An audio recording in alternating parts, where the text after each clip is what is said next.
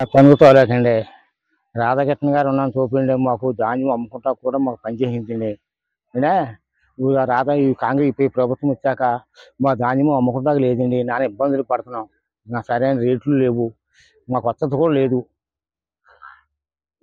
అంటే మరి రాధాకృష్ణ గారు చంద్రబాబు నాయుడు గారు ప్రభుత్వం రావాలని మేము కోరుకుంటున్నాం.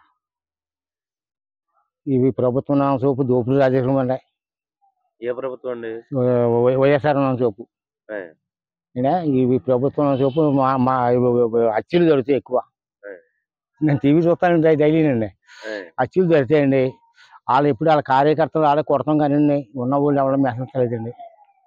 అంటే మీరు దయించి రాధాకృష్ణ గారు చంద్రబాబు నాయుడు గారు పరిపాలన చేస్తేనే బాగుంటుంది. ఎక్కిందండి మళ్ళీ గారు చంద్రబాబు నాయుడు గారు రావాలి పరిపాలనలోకి అండి. ఇక్కడ ఉండి మన రాధాకృష్ణ గారు రావాలండి మాకు. ఆయన మంచి వ్యక్తి అండి. ఆయన